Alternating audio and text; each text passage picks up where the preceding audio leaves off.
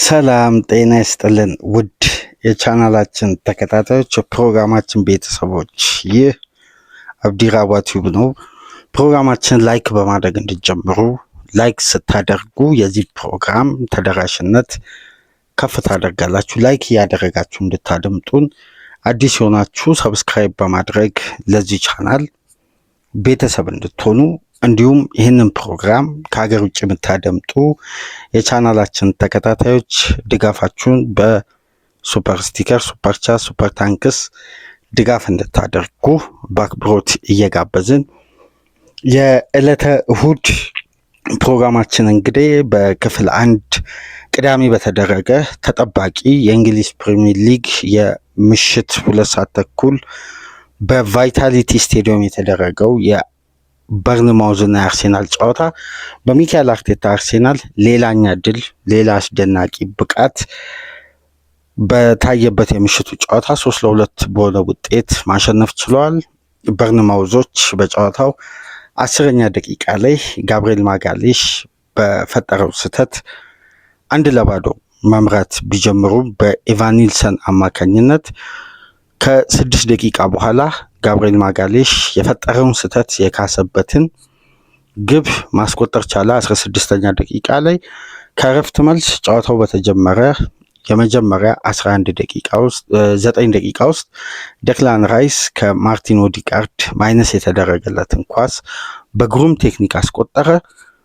ከ18 ደቂቃ በኋላ በድጋሚ 71ኛ ደቂቃ ላይ ዴክላን ራይስ ለራሱ ሁለተኛው ለክለቡ ሶስተኛውን አስቆጥሮ አርሴናልን 3-1 መሪ ማድረግ ቻለ። ከዛም በኋላ ተቀይሮ የገባው ክሩፒ 76ኛ ደቂቃ ላይ ለበርንማውዝ ሁለተኛ ግብ ማስቆጠር ቢችልም የሚካኤል አርቴታ አርሴናል በልዩነት ጌሙን ኮንትሮል ለማድረግ የመረጠበት የጨዋታ ሲስተም ውጤታማ ስለነበር ጨዋታውን 3-2 በሆነ ውጤት በማሸነፍ ሁለተኛ ደረጃ ላይ አሁን የማንቸስተር ሲቲ እና የቼልሲ ጨዋታ እስከሚደረግ ድረስ ሁለተኛ ደረጃ ላይ መቀመጥ ከቻለው ቪላ በ6 ነጥብ ከማንቸስተር ሲቲ በ7 ነጥብ በመራቅ በሊጉ አናት ላይ በድል ጉዞ የተቀናጀው የዘንድሮ የውድድር ዓመት ምርጡ ክለብ የሚካኤል አርቴታ አርሴናል አሁንም በአስደናቂ ብቃትና ውጤት አሸናፊነቱን ቀጥሎበታል። እስቲ በዚህ ጨዋታ ዙሪያ ሰፋ ያለ ዝርዝር ጉዳይ አንስተን እንወያያለን። ከዚህ ፕሮግራም በመቀጠል በማንቸስተር ሲቲ እና ቼልሲ ቅድመ ጨዋታ ግምገማ፣ እንዲሁም በሊቨርፑል እና ፉልሃም፣ በሊድስ እና ማንቸስተር ዩናይትድ መካከል የሚደረጉ ጨዋታዎችን ቅድመ ጨዋታ ግምገማ ይዘንላችሁ ምንመጣ ይሆናል። በአራት ፕሮግራም ዕለተ እሁድን ከእናንተ ጋር ቆይታ እናደርጋለን። እናንተ የፕሮግራማችንን ተደራሽነት እንድታሰፉ ላይክ፣ ሼር፣ ሰብስክራይብ ማድረጋችሁ እንዳትረሱ። ከሀገር ውጭ የምታደምጡ ድጋፋችሁን በሱፐር ታንክስ፣ ሱፐር ስቲከር እንድታበረክቱ በአክብሮት እየጋበዝን አርሴናል እና የቀጠለው የአሳማኝ ብቃት በየጨዋታው የማሳየት ባህሪ ክለቡን ወደ ከፍታ ከ22 ዓመት በኋላ የሊጉ ዋንጫ ለማሳካት በሚደረገው ጉዞ ላይ የበለጠ አንድ እርምጃ ከፍ ያደረገውን ጣፋጩ ሌላኛውን ድል በቫይታሊቲ ስቴዲየም ለተከታዮቹ ለቪላና ለማንቸስተር ሲቲ ከፍተኛ ጫና የፈጠሩበትን ይሄ ድል ምናልባት በዘንድሮ ሲዝን ውስጥ ከታዩ የአርሴናል ድሎች ውስጥ ደግሞ ሌላ መልክ ያለው ሌላ ገጽታ ያለው አርሴናል እንደ ቡድን አስቆጣሪነቱ ከፍ ማለቱ በልዩነት ከጥገኛ የግለሰቦች ቡድን አለመሆኑ በበለጠ ደግሞ እንደ ቡድን ካራክተሩ አንደኛ ግብ አድቫንቴጅ ተወስዶበት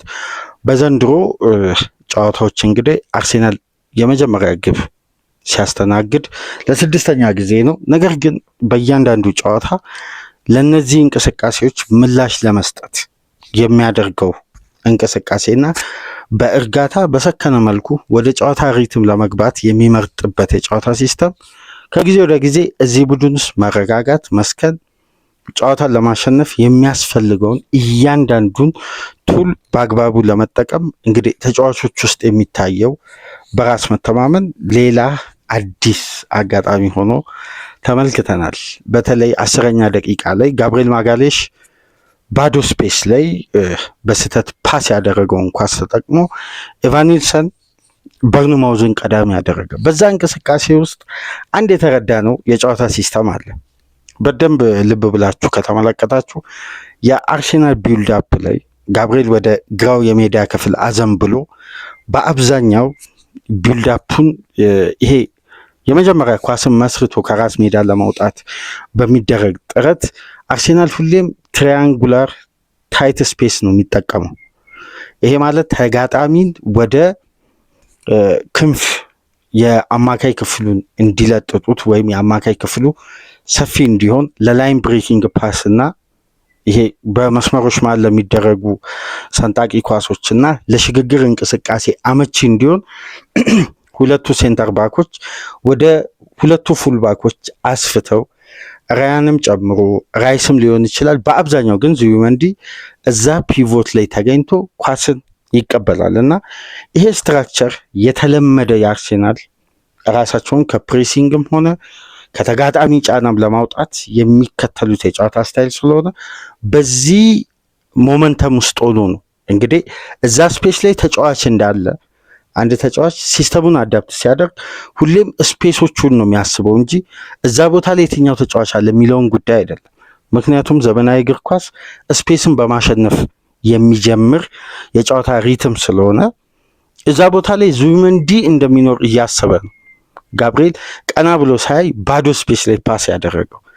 በዛች እንቅስቃሴ ከተመለከታችሁ ኢቫኒልሰን ፈጥኖ ኳሷ ላይ ሲደርስ ከዙቢመንዲ በአንድ ወይ በሁለት እርምጃ ፈንጠር ብሎ ነበር የቆመው እና የተጋጣሚው በርንማውዝ የሃይ ፕረስ ሲስተም በተጋጣሚ የመጫወቻ ቦክስ መግቢያ ዳርና ዳር በሴሜኒዮ ወይም በክላይቨርት እና ኢቫኒልሰን ሁለቱ ሴንተር ባኮች በሁለት ተጫዋቾች ፕረስ ስለሚደረጉ እዛ ፖዚሽን ላይ የበለጠ ኳስን ከራስ ሜዳ ማራቅ እንጂ እንዲህ አይነት ቢልዳፖች ሪስክ አላቸውና ጋብርኤል የለመደውን የሞመንተም ሲስተም ላይ እዛ ኤሪያ ላይ ዙቢመንዲ እንደሚኖር ኤክስፔክት አድርጎ ያደረገው ፓስ ነበር እንግዲህ በኢቫኒልሰን አማካኝነት ግባ የተቆጠረችው እና ያ ፓስ ጋብርኤል ጌም ላይ ያለው ኮንሰንትሬሽንን ስቶ ወይ መዘናጋት ፈጥሮ አይደለም፣ ሲስተሙ ያስገደደው ፓስ ነው።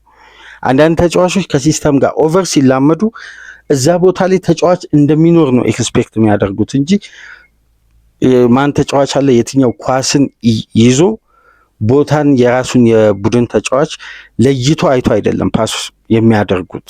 ስፔሶች ላይ የግድ ቡድኑ ሪትም ሲኖረው ከሪትም አንዱ መለያ ምንድን ነው? ስፔስን ማሸነፍ ነው። ስፔስ ለማሸነፍ ደግሞ የራስ ተጫዋች እዛ ቦታ ላይ የመገኘቱ ጉዳይ ነው እና ከራሱ የሜዳ ክልል የሚያርቅ ይመስላል።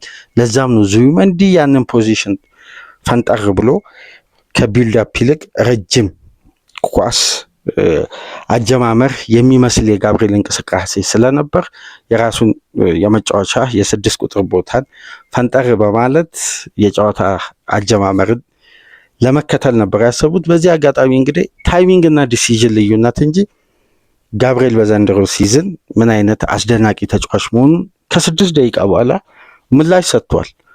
ይኸው ተጫዋች እንግዲህ በዛች ፓስ ምክንያት አርሴናል አድቫንቴጅ ተወሰደበት። ነገር ግን የተወሰደበት አድቫንቴጅ ለ6 ደቂቃ ብቻ ነበር።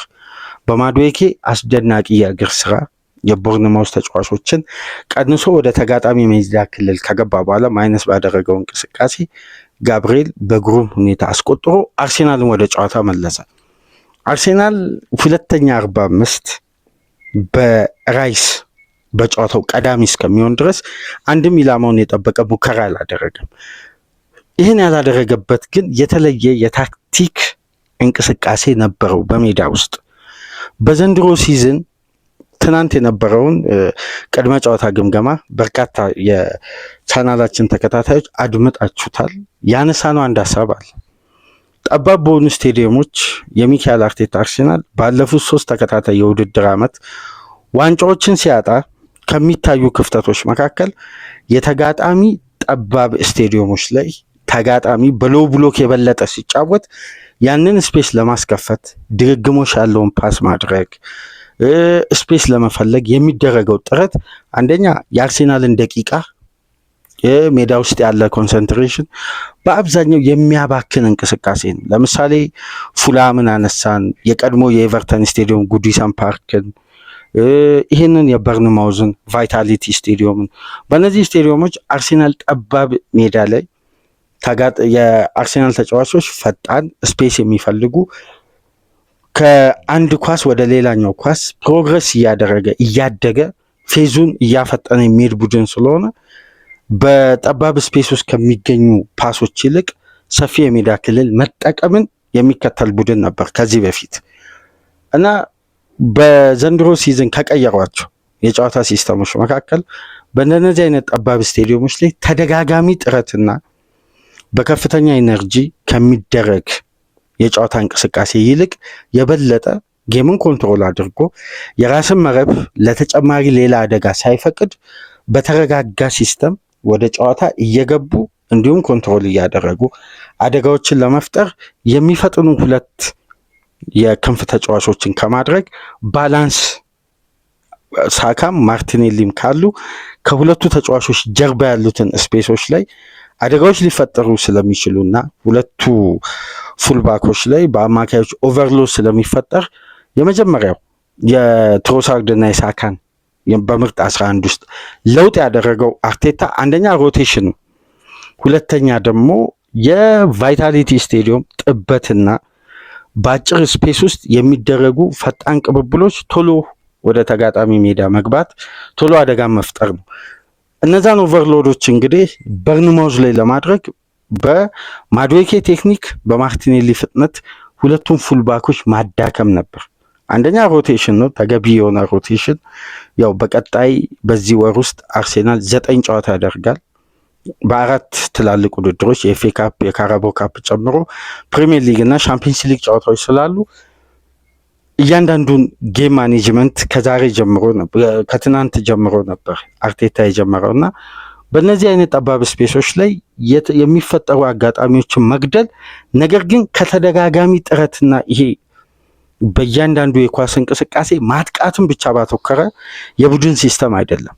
በበለጠ የተረጋጋ የሰከነ ጠባብ ስፔሶች የሚያስከፍት በፍጥነት ሪያክት የሚያደርግ የቡድን ካራክተር ይዞ በመቅረብ እንግዲህ በሁለተኛ 45 ነው ከመጀመሪያ ግብ እስከ ሁለተኛ 45 ድረስ አርሴናል ኢላማውን የጠበቀ ሙከራ አላደረግም። በተመሳሳይ በርንማውዝ መሀል ላይ የሚደረጉ መነጣጠቅ ወደ ተጋጣሚ ቦክስ ከቀረቡ በኋላ በአብዛኛው ካስተዋላችሁ ፋይናል ሰርድ ላይ የግል የተጫዋቾች ጥረት ነበር የሚስተዋለው። ማድዌክ የሚይዘው የተጋጣሚን ተጫዋች መቀነስ ነው የሚፈልገው፣ ማርቲኔሊ የሚይዘው በተመሳሳይ እና አጥቂው ዮኮሬስ ደግሞ ሁለቱን ሴንተር ባክ ከፖሴሽን ውጪ የማድረግ ትላልቅ ስራዎችን ነበር። እንደውም በሁለተኛው የራይስ ግብ ላይ 4ቱን ተከላካዮች ሆልድ አድርጎ በአንድ ኳስ ሰፊውን የማምቻ ኤሪያ በጨዋታው የማይገኝ ስፔስ የፈጠረው የአጥቂው ዮኮሬስ የሜዳ ውስጥ እንቅስቃሴና ፊዚካሊ እዛ ፖዚሽን ላይ መገኘት ነው። አሁን የዚህ ተጫዋች አስፈላጊነት ከዚህ በፊት ሚካኤል አርቴታ በተደጋጋሚ የሚገልጸው ተጫዋቹን ለእኛ ታክቲካሊ የሚሰጠውን አፕሮች በአግባቡ ከመጀመሪያ ጨዋታ ጀምሮ እያገኘን ነው። ግን ደጋፊው ከሱ የሚፈልገው ደግሞ የአስቆጣሪነት ጨዋታዎች ላይ ልዩነት የመፍጠር አቅምን በቅርቡ ይሄ ማሳየቱ አይቀርም እያለ የሚናገረው በዚህ ምክንያት ነው። ታክቲካሊ ከተመለከታችሁ የመጀመሪያው የራይስ ግብ ላይ የነበረው የጊዮከሬስ ሴኔሲን ከጨዋታ ውጭ ያደረገበት እና ያ ኳስ ብሎክ እንዳይሆን ራይስ የተመቻቸና በቂ የጎሉን አንግል እንዲሁም ብሎክ ለማድረግ የማይመች ለተጋጣሚ ቡድን ለአርሴናል ተጫዋቾች ደግሞ በቂ የመምቻና የማሰቢያ የጎሉን አንግል አይቶ የሚመቱበትን ስፔስ የፈጠረበት የጋራ ኳስን ተጋጣሚ ተከላካዮች ላይ ኦቨርሎድ በመፍጠር ማለት ነው። ይሄ ታክቲካሊ የሚያስደንቅ የአጥቂው ተሳትፎ ነው። የኦዲጋርድን ፓስ በልዩነት እንግዲህ ራይስ አስደናቂ ግብ አስቆጠረ። አርሴናል 2-1 መምራት ጀመረ። አሁንም አርሴናል ተጨማሪ ኢላማውን የጠበቀ ሙከራ አልሞከረም እስከ ሶስተኛዋ ግብ ድረስ። በዚህም እንቅስቃሴ ውስጥ ካያችሁ የተጋጣሚ ቡድን ፔኔትሬት ያደርጋል። ልክ አርሴናል በሶስተኛ የሜዳ ክፍል ዱዌሎችን ይሸነፋል። አማካይ ክፍል ላይ ግን ዱዌሎችን አይሸነፍም። ራይስም ዙቢመንዲም ጠባብ ስለሆነ ሜዳው ስፔሶችን ብሎክ ለማድረግ እና ስፔስ ላይ ፕረስ ለማድረግ አይቸገሩም ነበር።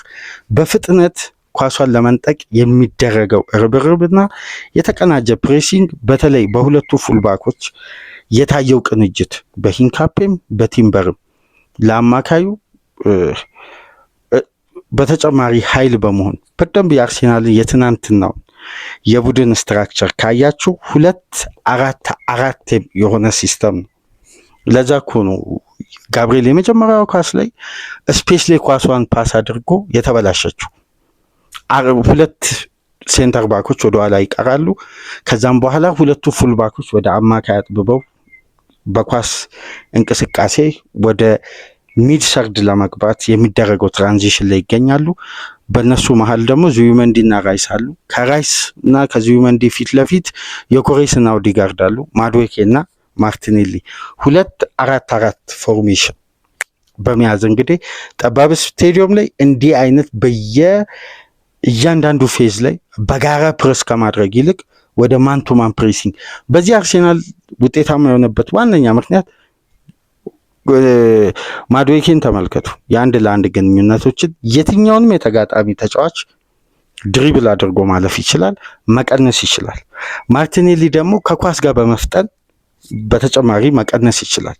ዙቢመንዲና ራይስ አግሬሲቭሊ ፕሬስ በማድረግና በተለይ ቴክኒካሊ የዙቢመንዲ ፓስ በፈጣን ሩጫና ፕሮግረስ በሚያደርጉ ይሄ በቦልኬር በኩል አስደናቂ ፔኔትሬሽን እያደረገ ተጋጣሚ በሚያደክም ኢነርጂ መሀል ለመሀል እየሰነጠቀ የሚሮጠው ደግሞ የራይስ ኢነርጂ አለ። እዚህ ላይ ደግሞ ጌሙን ኮንትሮል ለማድረግ ራይስ ለቆ ሄዳቸውን ቦታ ሪከቨር በማድረግ ደግሞ ኦዲጋርድ ልክ እንደ አስቶን ቪላው ጨዋታ በአስደናቂ ቅንጅትና ፍሉዲቲ መልክ ያለው ቡድን ይሄ የሚጨነቅ ወይም ቫይታሊቲ ስቴዲየም ነው። የሆነ ካምባክ ሊኖር ይችላል ተብሎ የትኩረት ማነስ ወይም ራሱን ውጥረት ውስጥ የሚጥል ቡድን ሳይሆን በእያንዳንዱ የኳስ እንቅስቃሴ መረጋጋትን መስከንን እየመረጠ በራሱ ሪትም ተጋጣሚን ከፍና ዝቅ በሚያደርግ ቴምፖ በአስደናቂ የቡድን ስራ ነው 3-1 ማሸነፍ የቻለው። እንደውም መጨረሻ አካባቢ በደንብ ካስተዋላችሁ አርሴናል ላይ የተወሰኑ ጫናዎችን ሶስት ተጫዋቾችን ለውጥ ኡናይን አዲልን እንዲሁም ኩርፒን ቀይሮ በማስገባት በአንድ የሶስት ተጫዋቾችን በርንማውዝ ቀይሮ በማስገባት ኩርፒ ወዲያው ከ5 ደቂቃ ከራይስ ሶስተኛ ግብ በኋላ ምላሽ ሲሰጥ አርቴታን ታክቲካሊ የምናደንቀው ሚካኤል ሜሪኖን በፍጥነት ነበር አማካይ ስፍራ በኦዲጋርድ ቀይሮ በማስገባት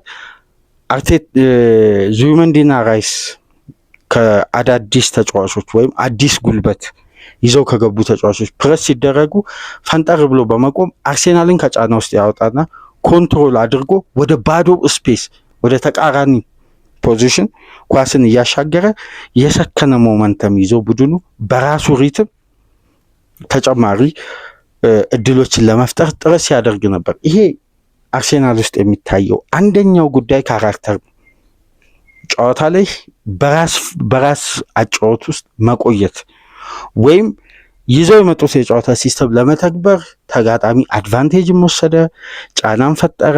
የሚደረገውም የተጋጣሚ ጫናንም ተቋቁሞ መውጣት በእርጋታ አሁን አንድ ግብ ተቆጥሮ አድቫንቴጅ ሲወሰድ ተመሳሳይ አይነት መረባረብ ወይም ይሄ ቶሎ ውጤቱን አድቫንቴጅ ለመመለስ የሚደረግ ተደጋጋሚ ጥረት ሳይሆን በሰከነ ሪትም አድቫንቴጅ የተወሰደበት ቡድን አይመስልም። ምናልባት በደንብ ከተመለከታችሁ ጋብሪኤል ከተሳሳተ በኋላ አርሴናል 1-1 ለማድረግ እርጋታ ፈጥሮ በራሱ ሞመንተም ልክ ከጋብሪኤል ስህተት በኋላ ማድዌኬ አንድ ኳስ ሞከረ፣ ተጫዋቾችን ቀንሶ በኃይል የሞከራት ኳስ ከዛም በኋላ በሁለተኛው ሙከራ ወደ ግብ መቀየር ቻሉ።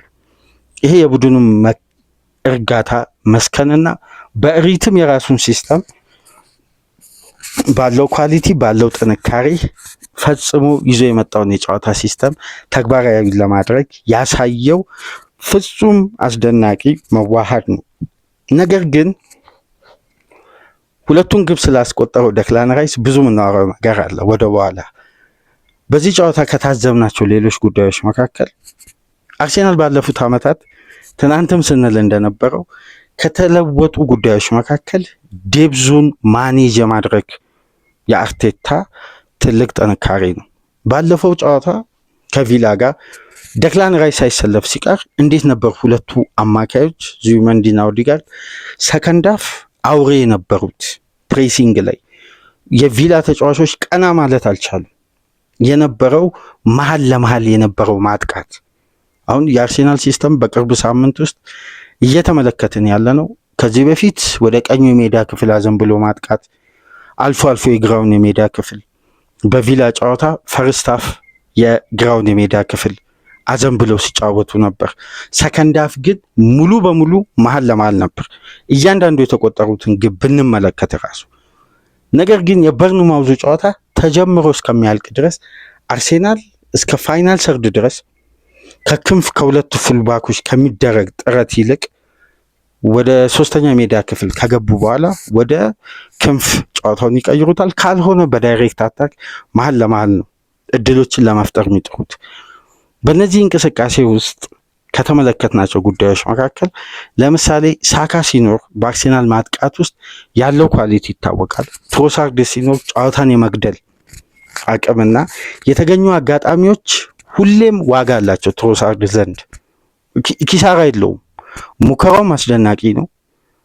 በአብዛኛው ግብን የተገኙ ሙከራዎች ወደ ግብ የመቀየር ይሄ ሾት ኮንቨርዥን ሬቱ በጣም ውጤታማ ከሆኑ ተጫዋቾች ውስጥ በሊጉ አንዱ ነው። ስለዚህ ዊንጉ ላይ ያለው አቅም ሁሌም ይታወቃል፣ ኮንሲስተንሲ ነው። ነገር ግን ሁለት እንደነዚህ አይነት አስቆጣሪ የቡድን ኳሊቲን የሚያሳድጉ ምርጥ ሁለት የክንፍ ተጫዋቾች በአንዴ ከቡድኑ ቤንች ሲያደርግ አንድ የሚፈጠር ክፍተት ነበር። በእያንዳንዱ ቡድን ውስጥ ከዚህ በፊት የምናየው አማካዩ ላይ ጫና ይበዛና የሁለቱ ዊንግ ኳስ የማድረስ አቅም ባላንስ አይሆንም። ለምን? በተመሳሳይ ኳሊቲ ውስጥ ስለማይገኙ።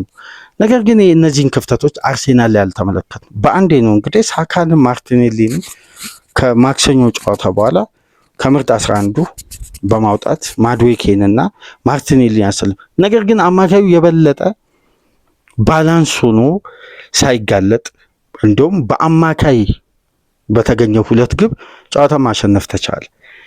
ይህን የሚያሳየን ከዚህ በፊት ማንቸስተር ሲቲ እና ሪያድ ማህሬዝም ሊሮይ ሳኔም ስተርሊንግም ጃክ ግሪሊሽም በአማራጩ ሰፊ በሆነበት ወቅት ሲቲ ከዊንግ ተጫዋቾች ማይነስ በሚደረጉ ኳሶች እና አጉዌሮ ጄሱስም እዛ ያለ ሌሎች ተጫዋቾችም ሃላንድን በቅርብ ጊዜ ጎሎችን ያስቆጥራሉ። ነገር ግን ዊንጉ ላይ ተጋጣሚ በደንብ በሎ ብሎክ እንዲህ አይነት ጠባብ ስቴዲየም ላይ ዊንጎቹ የመሮጫም ድሪብል የማድረግም እድል ለመፍጠርም ስፔስ ሲያጡ የአማካይ ቁጥሩ ነው ከፍ የሚያደርገው።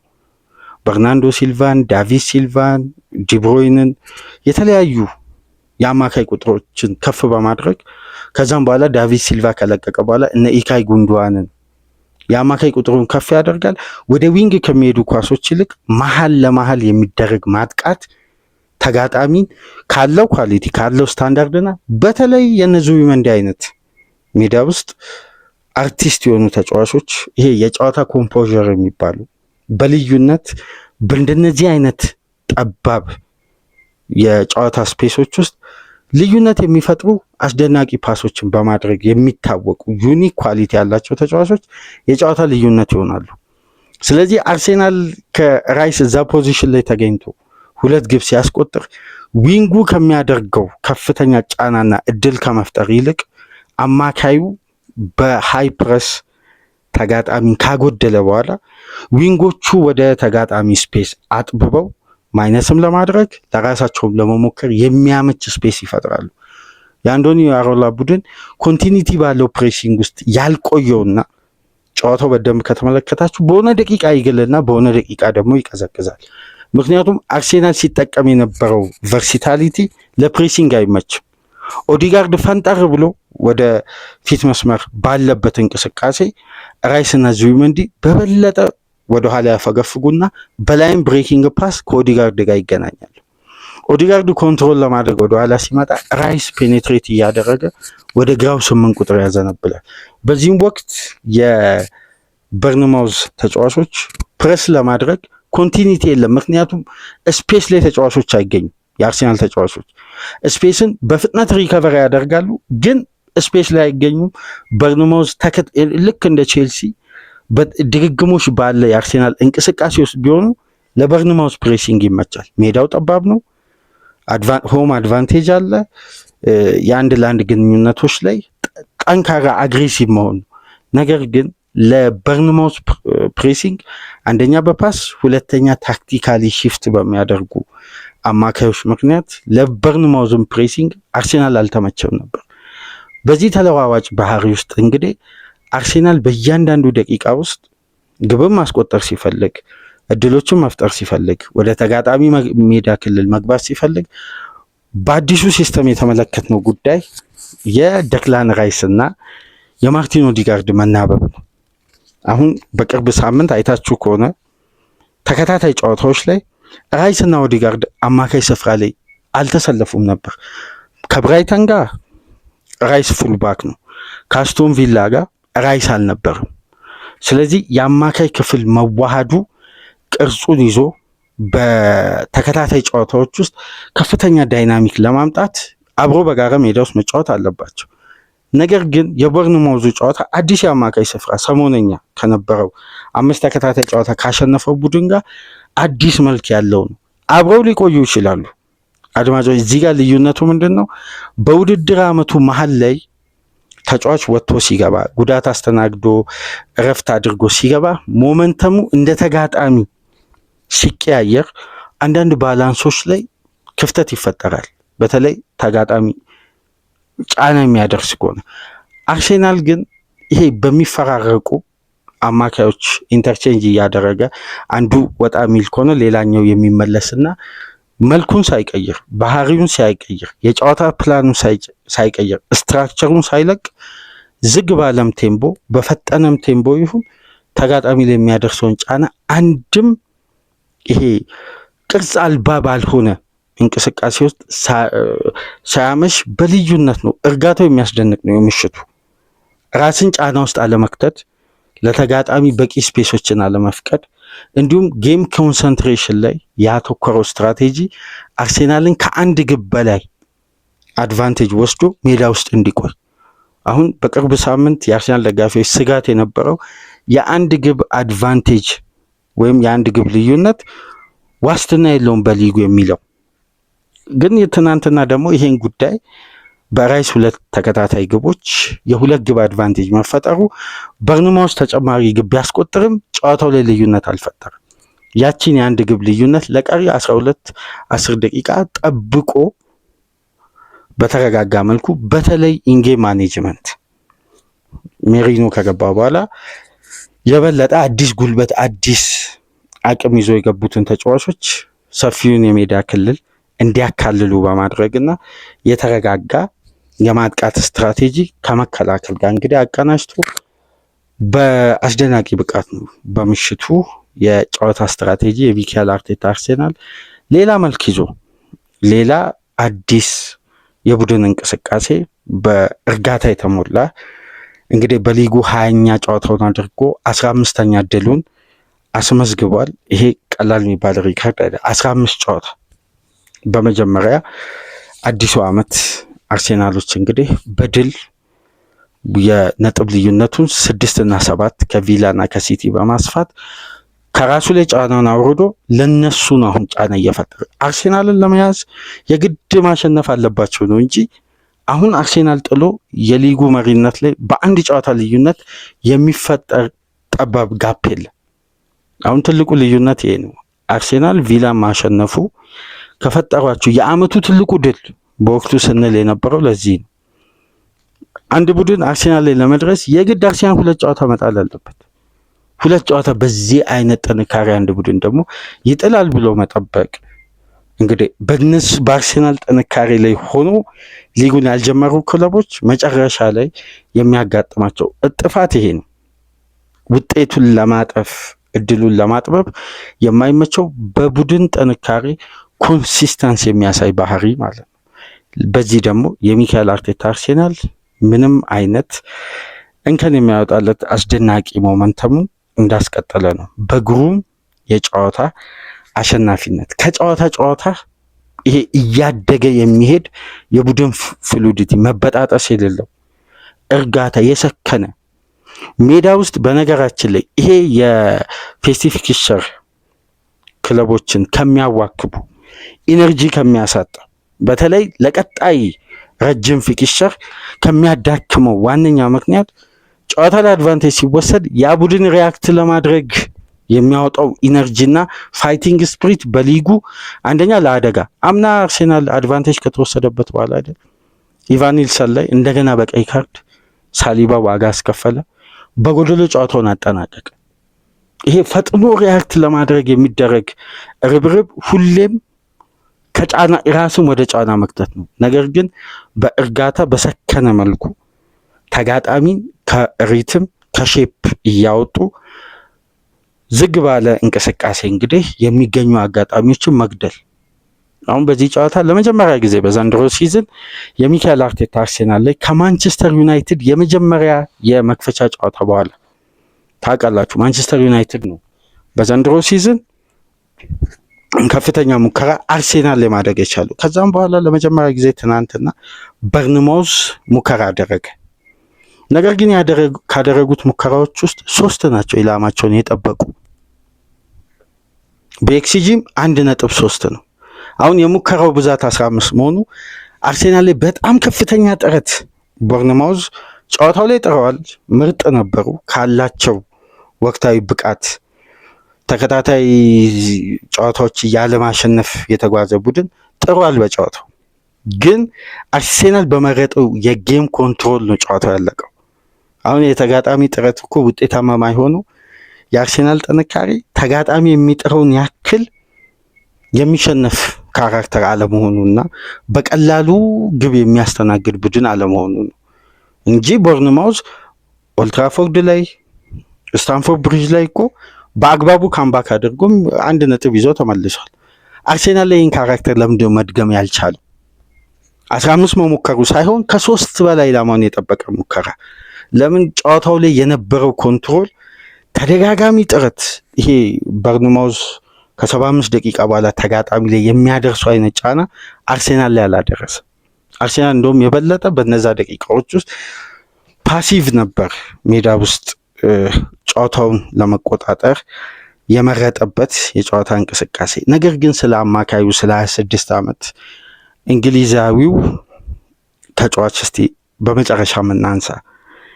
ይህ ተጫዋች እንግዲህ ያለፈውን ጨዋታ አልተሰለፈም። በሲኒየር የክለብ ቆይታው ውስጥ 375 ጨዋታዎችን አድርጎ ይሄ ሁለተኛው ጨዋታ ነው በአንድ ጨዋታ 2 ግብ በማስቆጠር በሁሉም ውድድሮች። አምና እንደምታስታውሱት በሻምፒየንስ ሊግ 2 ለማመን የሚከብድ ምርጥ ቅጣት ምቶችን ኤሚሬትስ ላይ ማድሪድ ላይ ማስቆጠር ችሏል። ይሄ ተጫዋች እንግዲህ በዘንድሮ ሲዝን አሁን አርሴናል ያለው አቅም ሌሎች ክለቦች ላይ የሌሉ ብለን በአንድ ፕሮግራም ላይ ስናነሳ ነበር። አርሴናል በልዩነት ለዋንጫው በሚያደርገው ጉዞ ላይ አንድ ስቴፕ ኳሊቲ ቡድን ውስጥ ያለው ዴብዝ ወይም የተጫዋች ክምችት ልዩነት ይፈጥራል ብቻ አይደለም፣ ያሉ ተጫዋቾችን በአግባብ ማኔጅ ማድረግ ነው። ነገር ግን እያንዳንዱ ክለብ ቢኖረው ተብሎ የሚመረጠው ነገር ግን አርሴናል ውስጥ ብቻ ያለው ትልቁ ኳሊቲ ምንድን ነው? ራይስ ነው። አሁን ሲቲ ቤት በዘንድሮ ሲቲ ራይስ ያስፈልጓል። አማካይ ክፍሉ በየትኛውም ደቂቃ ኢነርጂ የሚሆን ለሙሉ 10 ፖዚሽን ከግብ ጠባቂ ጭምር የራይስ የመከላከልም የማጥቃትም አቅም ኢነርጂ ልዩነት ነው። ሁሌም ሜዳ ውስጥ እንደ ራይስ አይነት ሁሉንም ኤሪያ የሚያካልል ሁሉንም የሜዳ ክፍል ከቨር የሚያደርግ በፕሬሲንጉም እንዲሁም በማጥቃቱ ተጋጣሚ ላይ ሁለቱንም ልዩነት ባላንስ ማድረግ የሚችል በቀላሉ ኤሪያል ዱዌሎችን የማይሸነፍ በቀላሉ ስፔሶችን የማይከፍት በቀላሉ ለተጋጣሚ ተጋላጭ የማይሆን እንዲሁም በተቃራኒው ተጋጣሚ የሱን ኢነርጂ ኮንትሮል ለማድረግ የሚቸገር የአማካይ ስፍራ ተጫዋች ነው። ሌሎች ክለቦች የሌላቸው አርሴናል ግን በልዩነት ካለው ኳሊቲና ጥንካሬ መካከል አንዱና ምናልባት በግሌ ብቸኛው ትልቁ ኳሊቲ የራይስ መኖር ነው። ምክንያቱም ራይስ ሜዳ ውስጥ አንድ ደክላን ራይስ ብቻ አይደለም፣ አማካይም ነው፣ ተከላካይም ነው፣ ይሄ ሆልዲንግ ሚድፊልደር የምንለው አይነት ነው፣ አታኪንግ ሚድፊልደርም ነው። አንዳንዴ ደግሞ እንደ ዊንገር ደግሞ እየወጣ ይጫወታል። በሁሉም ባህሪ በተሰጠው ሚና ሁሉ ትርፍ ተጫዋች እየሆነ አሁን ለምሳሌ ሳካ ፖዚሽን ላይ ተጋጣሚ ኦቨርሎድ ቢፈጥር ራይስ ትርፍ ተጫዋች ሆኖ እዛ ቦታ ላይ የሚፈጠረውን ጫና ተጋርቶ ሳካን ከጫና ማውጣት ይችላል። ማርቲኔሊ ፖዚሽን እንዲሁም ከዮከሬስ ጀርባ ለኦዲጋርድ ሽፋን እየሰጠ ተጋጣሚ ኦዲጋርድ ማርክ ቢያደርግ በራይስ ፔኔትሬሽን እና እዛ ቦታ ላይ አግሬሲቭ ሆኖ በመግባት ተጋጣሚ የፈጠረውን የማርኪንግ ሲስተም በአንዴ መቁረጥ ይችላል። ጋብርኤል በሌለበት ጨዋታዎች ሁሉ ወደኋላ እሱ አዘንብሎ ሲጫወት እንዴት የአርሴናል ማጥቃት እንደተቀዛቀዘ በወቅቱ ስናነሳ ነበር። የወልቭስ፣ የኤቨርተን፣ የብራይተን፣ የክሪስታል ፓላስ፣ የካራቦ ካፑ ጨዋታ ብዙ ጨዋታዎችን ማንሳት እንችላለን።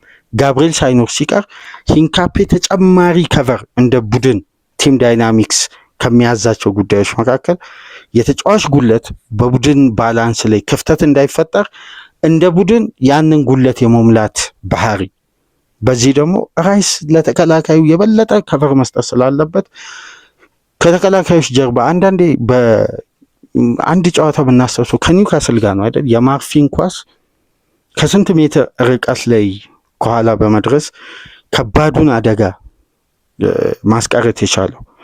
ስለዚህ የተጫዋች ሜዳ ውስጥ አንድ አይደለም ካራክተሩ። አሁን አርሴናል ያለው ራይስ ሌላው ቡድን ውስጥ የሌለ ትልቅ ኳሊቲ። አሁን አርሴናል በዋንጫ ፉክክሩ ላይ ለምንድን ነው በቪላ ጨዋታ የራይስ አለመግባት አብዛኛውን ከጨዋታው በፊት ያሰጋው? ራይስ አንድ ተጫዋች አይደለም፣ ሜዳ ውስጥ በርካታ ተጫዋች ነው፣ ሁሉም ቦታ አለ እና ይሄ ተጫዋች የዘንድሮ የአርሴናል ሲዝን ልዩነት ነው። ወደ ዘንድሮ ሲዝን ብቻ ስለዚህ ተጫዋች ልዩነት ካነሳን ከየትኛውም ተጫዋች በላይ ወደ ተጋጣሚ መጫወቻ ቦክስ ውስጥ 146 ፓስ በማድረግ ብቸኛ ተጫዋች ነው። በአጠቃላይ በፕሪሚየር ሊግ 987 ስኬታማ ፓሶችን ያደረገ ብቸኛ አማካይ ነው በነገራችን ላይ። እንዲሁም በመስመሮች መሃል የሚደረጉ ሰንጣቂ ኳሶች ከመጀመሪያው ፌዝ፣ ሁለተኛው ፌዝ፣ ሶስተኛ እስከ አራተኛው የተጋጣሚ ቦክስ ድረስ ባሉ እንቅስቃሴዎች በላይን ብሬኪንግ ፓስ 142 ላይን ብሬኪንግ ፓስ በማድረግ በሊጉ አንደኛ ተጫዋች ነው። እንዲሁም በፕሮግሬሲቭ ቦል ኬር አሁን ትልቁን የራይስ አቅም በአርሴናል የአማካይ ክፍል ጥንካሬ ላይ ተጨማሪ ኢነርጂ የሚሆነው ምንድን ነው? ፔኔትሬሽኑ ነው። ኳስን ድሪብል እያደረገ ሰፊውን የሜዳ ክልል እንደውም በአንድ አጋጣሚ የአርሴናል ደጋፊዎች ቅሬታ እንኳን እዚህ ጨዋታ ላይ ነጥብ ቢጥሉ ትልቁ ቅሬታ ሊሆን የሚችለው ምንድን ነው? ራይስ ፔኔትሬት እያደረገ አንቷን ሴሜንዮ እጁን ጎትቶ ያስቀረበትና የዕለቱ ዳኛ ክሪስ ካቨነር ጨዋታውን ያስቀጠሉበት አጋጣሚ ምናልባት ሴሜንዮን በሁለተኛ ቢጫ ካርድ ያስወጣ ነበር። ለዚህ ነው የራይስ ኢንድ ቱ ኢንድ ጌም ለተጋጣሚ የዘንድሮ ሲዝን ትልቁ ፈተና ነው። በዚህም ነው በፕሮግሬሲቭ ኬር በሊጉ ብቸኛ ተጫዋች ሆነው 188 ፕሮግሬሲቭ ኬር ያለው ብቸኛ ተጫዋች ነው። በአጠቃላይ ግን በአርሴናል የቡድን አይደንቲቲ የዘንድሮ ጉዞ ላይ ራይስ ልዩነት ነው ከሌሎች ቡድኖች አንጻር። በሌሎች ቡድኖች የማናየው ኳሊቲ አርሴናል በልዩነት ምናልባት የሚኮራበትና የሚተማመንበት ትልቁ የአማካይ ክፍል ኢንጂን ሩም ደክላን ራይስ ነው እና ይሄ ተጫዋች እንግዲህ አሁንም ሌላ አስደናቂ ግሩም ቴክኒክ ነው። በነገራችን ላይ ሁለቱም ግብ ከዚህ በፊት እንግዲህ አድማጮች እዚህ ጋር የምናነሳው ሀሳብ ንጽጽር አይደለም። ይሄን መጀመሪያ አስምሬበት ማንሳት እፈልጋለሁ ይሄን ሀሳብ። ምክንያቱም በአንዳንድ ጉዳዮች ላይ የምናነሳቸው ሀሳቦች ቀጥታ ንጽጽር እየመሰለ የተወሰኑ ትችቶችን አስተናግደናልና ንጽጽር ሳይሆን በግልጽ እንዲህ አይነት ግብ በማን ኳሊቲ ነበር የተመለከታችሁት ከዚህ በፊት? እስቲ እናንተ ኮሜንት ላይ አስቀምጡ። ወደኋላ ፓስ ተደርጎ ከተጋጣሚ ቦክስ ጫፍ ላይ ፓስ እየተደረገ እንዲህ አይነት ጎል በማስቆጠር እኔ በብዛት የተመለከትኩት አማካይ ክፍል ተጫዋች አንደኛው ዛቪ አሎንሶ ነው። በሌላ በኩል እዛው የሪያል ማድሪዱ የቀድሞ ተጫዋች ቶኒ ክሩስ ነው። ግብ ጠባቂው ለመመለስ በሚሸግር ፖዚሽን ላይ ኳስን ይሄ ኃይል ሳይጠቀም በቴክኒክ እየቆረጠ የሚያስቆጥሩ ሁለቱ ተጫዋቾች አሎንሶ በሊቨርፑልም በማድሪድም በሙኒክም እንዲህ አይነት ግብ ሲያስቆጥር አስተውለናል። ከዛም በኋላ ቶኒ ክሩስ ደግሞ በበለጠ በእንዲህ አይነት የግብ ቴክኒክ ይታወቃል። ራይስ ውስጥ የተመለከትነው የግቦች ኳሊቲ በእነዚህ አማካዮች ስታንዳርድ ነው። የተመለሱ ኳሶችን በአስደናቂ ሁኔታ ማስቆጠር። አሁን የአርሴናል ልዩነት ፈጣሪ ተጫዋች ማን ነው? ቡድን ነው። በተናጠል ተጫዋች የለም። ለዚህ ነው ትናንትና በነበረን ቅድመ ጨዋታ ግምገማ ላይ አርሴናል ታርጌት ማን የለውም፣ ይሄ ደግሞ በዋንጫ ፍክክሩ ለአርሴናልን ያለ ስጋት ጉዞውን በበለጠ የሚያጠናክር ነው። ሲቲ ታርጌት ማኑ ሃላንድ ነው። ሃላንድ ማርክ ተደረገ እንደ ሰንደርላንድ፣ እንደ አስቶን ቪላ፣ እንደ ቶትናም ሲቲ ግብ ለማስቆጠር ዳይሜንሽኑ ያጥራል። አርሴናል ዮኬሬስ አላስቆጠረም። ሳካ፣ ትሮሳርድ፣ ማርቲኔሊ፣ ማዱዌኬ አላስቆጠሩ። ግን ተከላካዩ ጋብሪኤል፣ አማካዩ ራይስ 3 ግብ በአንድ ጨዋታ። የቪላውን ጨዋታ ተመልከቱ። ጋብሪኤል፣ ዙቢመንዲ፣ ትሮሳርድ፣ ጄሱስ 4 የተለያዩ ተጫዋቾች። ትናንት ከ3 ግብ 2 የተለያዩ ተጫዋቾች። ይሄ ቡድን የማስቆጠር አቅሙ ነው።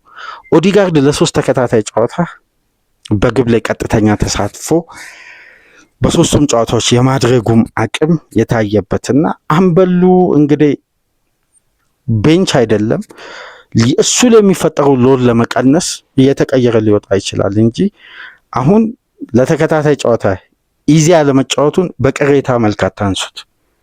ታክቲካሊ ከተመለከት ነው ኦዲጋርድን በዚህን ሰዓት ማስቀመጥ የአርሴናልን ይሄ የአሸናፊነት ሪትምና የቡድን እንቅስቃሴን በበለጠ በጨዋታ ማጥፋት ነው። ስለዚህ አምበሉ ኦዲጋርድ የአሁን ይሄ አርሴናል በቅርብ ሳምንት 5 ተከታታይ ጨዋታ ሲያሸንፍ የቡድኑ ቁልፍ የኃይል ሚዛን ነው። ልክ ራይስን በልዩነት እንዳነሳ ነው የኦዲጋርድ ደግሞ ቴክኒካሊ ከመጀመሪያ የኳስ ተች አንስቶ ማለት ነው የቀድሞ ኦዲጋርድ ከሚጠበቀው በላይ ተመልሷል በአግባቡ። በጨዋታው ማርቲን ዙቢመንዲ 12 ጊዜ ፖሴሽኖችን በማሸነፍ አርሴናል እንደ ቡድን ያሉ ተጫዋቾች ባለፉት 29 ጨዋታ የትኛውም ተጫዋች በአንድ ጨዋታ ላይ 12 ፖሴሽን ያሸነፈ የለም። ዙቢመንዲ ትናንትና ልክ እንደ ዲፌንሲቭ ሚድፊልደር 12 ፖዚሽኖችን በማሸነፍ አዲስ ሪከርድ በአርሴናል ቤት አስመዝግቧል። ግን የመጨረሻ ነጥባችን የሚሆነው አርሴናል አምናና ዘንድሮ በ20 ጨዋታ ያሉት ነጥቦች ድል ምን ይመስላል የሚለውን እንመልከትና ፕሮግራማችንን እንዘጋለን። በበርንማውዝና አርሴናል ድረ ጨዋታ ግምገማ አርሴናል 15 ጨዋታ አሸንፏል፣ 48 ነጥብ አለው በዚህን ሰዓት። አምና በዚህን ሰዓት ግን 33 ነጥብ ነው የነበረው። ዘንድሮ እንግዲህ 2.7 ኤክስጂ በየጨዋታ ያስመዘግባል።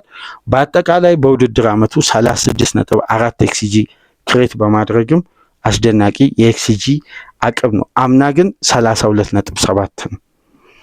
ግብን ለማስቆጠር ከአምና ዘንድሮ የነበረው ትልቁ ልዩነት ምንድን ነው? አምና በዚህ ወቅት 36 ግብ ነው ያስቆጠረው፣ ዘንድሮ 40 ግብ ማስቆጠር ችሏል። በኤክስጂ ደግሞ ካሉት አቅሞች ኤክስጂ አሲስቱን ከተመለከትን ኤክስጂ አሲስቱን ከተመለከትን አምና አርሴናል በጣም ቻንስ ክሬት እያደረገ ቻንሶች እንደሚባክኑበት የምናስተውለው ከዘንድሮ ሲዝን የአምናው ኤክስጂ አሲስት ይበልጣል። አምና ግን እናስታውሳለን ሳካ 20 ቢግ ቻንስ ክሬት አድርጎ 9 ነበር የተቆጠረው እስከ ግማሽ ሲዝን ድረስ ሳካ በፓላሱ ጨዋታ እስከሚጎዳ ድረስ። ዘንድሮም ተመልከቱ በጎልና አሲስት በቀጥታ የቡድኑ ቻንስ ክሬትን ከተመለከታችሁ አምና 21 ነው፣ ዘንድሮ 14 ነው። ለምን? ዘንድሮ የሚባክኑ ኳሶች የሉ ጥራት ያላቸው። አምና ግን በጣም ኳሶች ይባክናሉ በአርሴናል ቤት። ያለው ደግሞ የጎል ዲፍረንስ ከአምናውና ከዘንድሮ በኤክስጂ ደረጃ ዘንድሮ 21.6 ነው፣ አምና 13.3 ነበር። የ7.7 በግራፉ ላይ ከፍተኛ መሻሻል። እንዲሁም በግብ ልዩነት አምና በዚህን ሰዓት አርሴናል 15 ንጹህ ግብ ነበረው፣ ዘንድሮ 26 ንጹህ ግብ። ስንት? 11 የግብ ልዩነት። ይሄ ቡድን የማስቆጠር አቅምና ካራክተር ነው። ዘንድሮ አርሴናል ገዳይ ነው ጨዋታ ስንል በእነዚህ ምክንያቶች ናቸውና ከአምናው ዘንድሮ አርሴናል በልዩነት ትላልቅ ቁጥሮችን እያስመዘገበ በአስደናቂ የአሸናፊነት ሞመንተም እንደቀጠለ ነው። ጋብሪኤልን እንደምታውቁት በሊጉ እንግዲህ 20ኛ ጎሉን አስቆጥሯል። ለአርሴናል ከ20 በላይ ግብ በተከላካይ ስፍራ ያስቆጠረው ሎረን ኮሽሊኒ ነው። ከሱ በመቀጠል ሁለተኛው ተከላካይ ሆኗል። ደክላን ራይስ ወደ አርሴናል ቤት ከፈረመበት ጊዜ አንስቶ 44ኛ ግቡን ማስቆጠር 44 የግብ ተሳትፎን ይቅርታ፣ ጎልና አሲስቱ ቁጥር 44 ደርሷል ይሄ ተጫዋችና አርሴናል እንግዲህ በአስደናቂ ሁኔታ ጉዞው በአማረ መልኩ ቀጥሏል። ሳካም ኦዲጋርድም ባለፉት 3 ጨዋታ 3 የግብ ተሳትፎ አድርገዋል። ሳካ ከብራይተን፣ ከአስቶን ቪላ፣ ከበርንማውዝ ጋር በ3 ተከታታይ ጨዋታ አሲስት ማድረግ ሲችል ኦዲጋርድ የብራይተኗን ግብ አስቆጠረ። በአስቶን ቪላ እና በርንማውዝ ጨዋታ ግብ የሆነ ኳስ አመቻችቶ ያቀበለ። አርሴናል በቡድን ካራክተር አስደናቂ ጉዞ በበለጠ በአማረ ሁኔታ የቀጠለበትን የቫይታሊቲ ድል የ3-2ቱን ጨዋታ በእንዲህ መልኩ ተመለከትን። ከተመቻችሁ ላይክ፣ አዲስ ከሆናችሁ ሰብስክራይብ፣ ከሀገር ውጭ የምታደምጡ ደግሞ በሱፐር ስቲከር፣ በሱፐር ቻት፣ በሱፐር ታንክስ ድጋፍ አድርጉ። በዛሬው ተጠባቂ ጨዋታ የኢትሃዱ ፍልሚያ በማንቸስተር ሲቲ እና ቼልሲ መካከል የሚደረገውን ቅድመ ጨዋታ ግምገማ ይዘላችሁ እንመጣለን። ሰላም ቆዩ።